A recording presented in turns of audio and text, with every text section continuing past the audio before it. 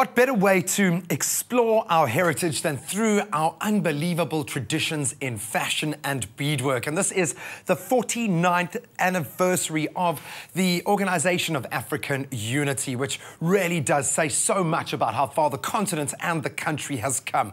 Now, today we are really celebrating our fashion heritage by exploring fashion, beadwork, and the life of one of our proudest exports, David Tlale, who is taking South African fashion to the world stage. When you think fashion, you think your favorite brand. So blasting onto the international fashion scene is hard, and few have done it with more style than our own David Tlale. Maybe it's because he's tapping into the mystical power of African beads. Consider this. For thousands of years, beads have been an important part of African culture. It conveyed identity. Warriors were known by the beads they wore. Large and colorful ones symbolize wealth and social status. Blue beads are thought to enhance fertility.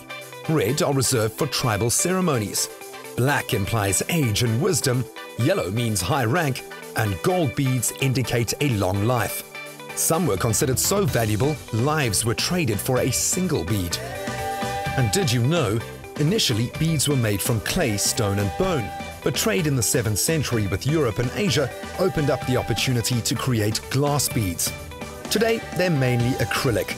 The contemporary African beading techniques we still love and practice as hobbies now are derived from centuries-old methods. Beading's also spilled over to fabulous decor. But first, back to David. His collection hit the 2010 New York Fashion Week by storm, titled Cultural Intimacy. He tapped into his East Rand heritage with strong, bold pieces. Also incorporating ostrich eggshell beads from the Kalahari, dating back more than 30,000 years. The Prince of Fashion believes African fashion shouldn't whisper when it can shout. And as an African designer, he feels the added pressure to break down stereotypes and educate the world about the Africa that we know and love, without compromising global fashion trends. David Tlale's creations graced runways in Paris, Washington and Milan, and this warrior of style knows. All humankind most likely originated in Africa. So when the world sees African beads on the runway, they feel the heartbeats of the mother continent.